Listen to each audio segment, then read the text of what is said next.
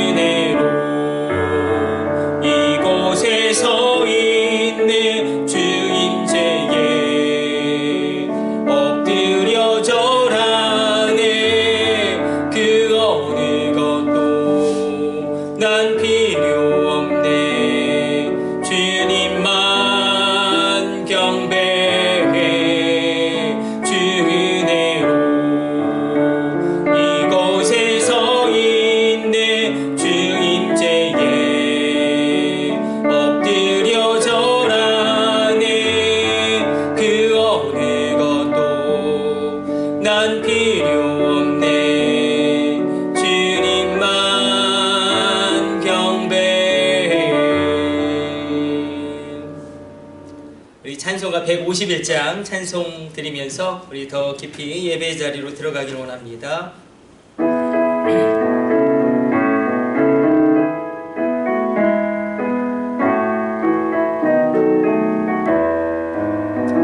만왕의 왕 내 주께서 왜 고초당했나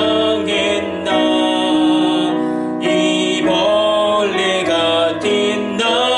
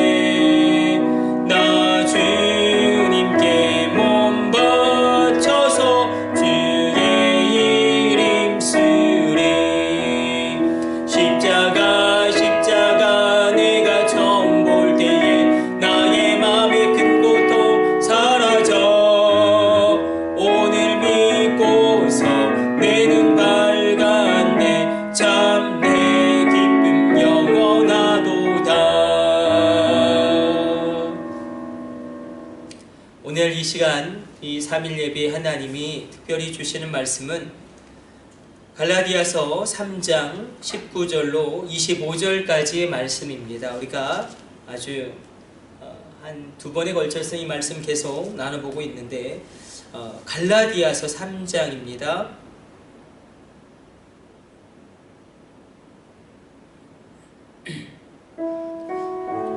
3장 19절로 22절까지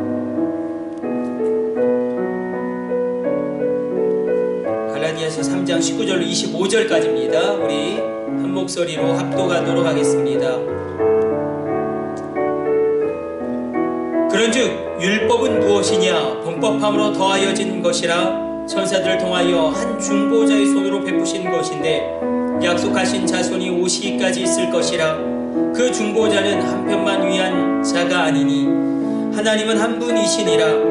그러면 율법이 하나님의 약속들과 반대되는 것이냐? 결코 그럴 수 없느니라. 만일 능히 살게 하는 율법을 주셨더라면 의가 반드시 율법으로 말미암아 쓰리라. 그러나 성경이 모든 것을 죄 아래에 가두었으니 이는 예수 그리스도를 믿음으로 말미암는 약속을 믿는 자들에게 주려 함이라. 믿음이 오기 전에 우리는 율법 아래에 매인 바 되고 계시될 믿음의 때까지 갇혔느니라. 이같이 율법이 우리를 그리스도께로 인도하는 초등교사가 되어 우리로 하여금 믿음으로 말미암아 의롭다함을 얻게 하려 함이라. 믿음이 온 후로는 우리가 초등교사 아래에 있지 아니하도다. 우린 율법에 대하여 우리가 계속 살펴보고 있습니다. 이 율법과 복음, 은혜의 약속과 율법을 하나님이 대조하면서 반어법으로 우리에게 계속 말씀하고 있습니다. 우리가 한번 정리해 보죠. 우리가 율법에 대해서 살펴보았습니다. 자, 모세가 시내산에서 하나님의 율법을 받기 이전에 430년 전에 아브라함에게 하나님이 은혜의 약속을 주십니다. 세 가지의 은혜의 약속을 주시죠. 너의 자손을 내가 번성하게 하겠다. 너의 지경을 내가 넓혀주겠다. 너로 말미암아 내가 복의 근원이 되게 하겠다. 이 놀라운 은혜의 약속을 주십니다. 그런데 우리가 횃불 언약이라고 하는 언약을 살펴보았습니다. 언약을 맺을 때에 짐승을 쪼개고 그 쪼갠 짐승의 피가 흥건한 그 짐승, 그 사이를 이 계약을 맺은 두 당사자가 지나감으로 어떤 규약이나 조약이나 왕들의 어떤 맹세가 효력을 발휘하기 시작합니다. 의미는 이것이겠죠. 이 조약이나 이 약속을 어기면 바로 이 짐승처럼 쪼개어서 죽게 될 것이다. 그런데 횃불 언약, 하나님이 아브라함과 횃불 언약을 맺으실 때 어떻게 하십니까? 횃불만 지나갑니다. 아브라함을 하나님이 잠들게 하십니다. 왜냐하면 아브라함이 이 모든 것들을 지킬 수 없음을 아셨기 때문에. 그래서 은혜로 내가 이끌어 가겠다. 설령 이 약속을 네가 어길지라도 내가 쪼개어짐으로 말미암아 이 언약을 은혜로 완성하겠다. 그래서 이 횃불 언약은 신약의 십자가 사건과 연결되어져 있음을 우리가 살펴보았습니다. 그래서 우리가 살펴보았어요. 그럼 율법을 왜 주셨는가? 이거에 대한 분명한 대답을 가지고 계셔야지만 우리가 흔들림이 없습니다. 이단들의 준동에도 우리가 요동치지 않을 수가 있습니다. 율법도 귀하다. 이것이 바로 성경의 증언입니다. 율법도 귀하다. 자, 율법은 그럼 하나님이 왜 주신 것이냐? 율법은 무엇을 해야 한다, 무엇을 하지 말아야 한다. 거의 630가지가 있고 파생된 율법이 2000여 가지가 있고, 이 파생된 율법을 예수님은 또 확대하시죠. 이 파생된 율법을 또 확대하세요. 그래서 눈으로만 음욕을 품어도 가늠한 것이다. 마음으로 미워해도 살인한 것이다. 엄청나게 이 율법이 파생되어지고 또 확대되어집니다. 그래서 교회사를 보면 율법 폐기론자들이 있었습니다. 이걸 어떻게 다 지키냐. 율법 폐기론자들이 있었어요. 웨슬리가 평생을 이 율법 폐기론자들과 싸웠음을 우리는 익히 알 수 있습니다. 이 율법도 귀하다. 율법을 주신 세 가지 이유를 오늘 본문은 아주 분명하게 잡아내고 있습니다. 우리가 계속 반복되어지고 있는 것이지만 그래도 우리가 이것을 정확하게 인식할 때에 우리 결코 흔들림 없는 구원은 우리가 소유하고 누리고 기뻐하게 될 줄로 믿습니다. 자, 율법이 귀한데 하나님이 율법을 주신 이유는 세 가지다. 오늘 본문이 증언하고 있죠. 첫 번째 이유는 무엇이냐면 무엇이 죄인지 알게 하기 위해서 주셨다. 어디 기록되어 있습니까? 오늘 본문 19절에 이렇게 기록되고 있죠.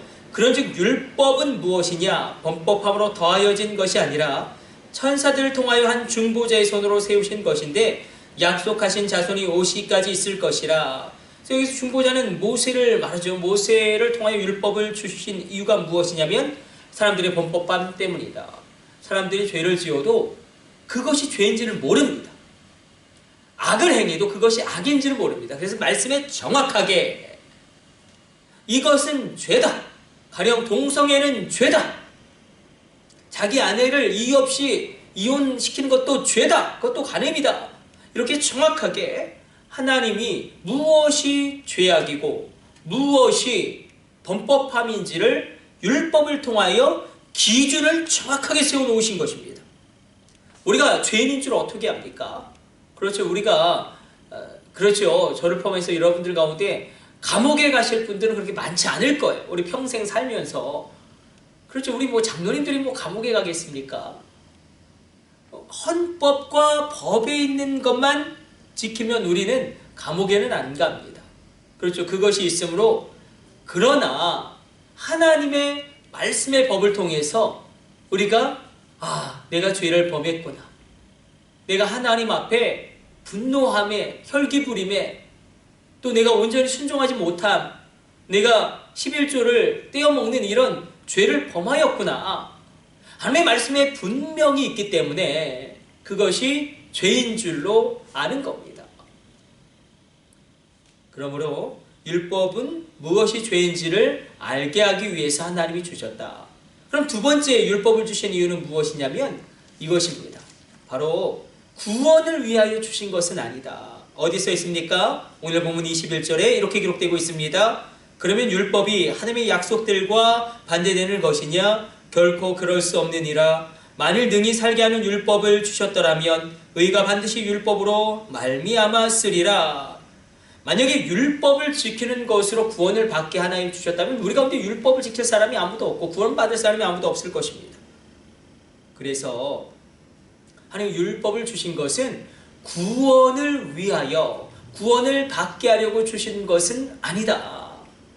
그래서 여러분 많은 이단들은 율법 행위 구원관을 가지고 있습니다. 이것을 잘 보십시오. 이단들의 특징이 있어요. 율법 행위 구원관을 가지고 있어요. 가령 예를 들어서 이걸 꼭 지켜야지 구원을 얻는다. 그냥 극단적인 경우 우리 교회만 와야 구원을 얻는다. 이것도 율법 행위 구원관이에요. 우리 이 신앙 공동체에만 구원이 있다. 그러나 구원은 모든 교회 가운데 아프리카에 있는 교회건 미국에 있는 교회건 남극에 있는 교회건 북극에 있는 교회건 주의 교회를 통하여 하는 구원을 이루어 가십니다. 그렇죠? 이 교회의 특성이 있지 않습니까? 보편성이 있고 그렇죠? 이 구원성이 있고 그리고 이 말씀의 절대성이 있고 그래서 이 율법행위 구원관이 있는 거예요. 그런데 율법을 주신 이유는 구원을 위하여 우리에게 주신 것은 아니다. 그것을 우리가 분명히 알 수 있습니다. 세 번째는 이게 중요하죠. 율법을 주신 세 번째 이유가 있습니다. 세 번째 이유는 무엇이냐면 24절 말씀입니다. 24절 말씀 같이 합독합니다. 이같이 율법이 우리를 그리스도께로 인도하는 초등교사가 되어 우리로 하여금 믿음으로 말미암아 의롭다함을 얻게 하려 함이라. 자, 율법은 어떤 역할을 하냐면 예수님께로 인도하는 역할을 합니다. 예수님께로 우리를 인도하는 역할을 한다. 이제 잘 들으셔야 돼요. 여기서 초등교사라는 것은 파이다고고스, 옛날 성경은 몽학선생으로 표현하고 있는데 초등교사는 무엇이냐면 바울이 살던 당대의 왕족이라든지 어떤 귀족이라든지 부유한 집안에 이 초등교사가 있습니다. 이 초등교사의 역할은 무엇이냐면 이 집에 이 왕자나 공주나 아니면 이 귀족의 아들, 딸들을 가르치는 진짜 교사가 있습니다. 그 진짜 교사에게 이 초등교사가 길을 안내해준 역할, 아니면 정말 본격적인 중요한 그런, 우리가 만약에 본격적인 그런 학문을 시작하기 이전에 이 초등교사가 기역, 니은, 디귿, 리을을 가르쳐주는 겁니다.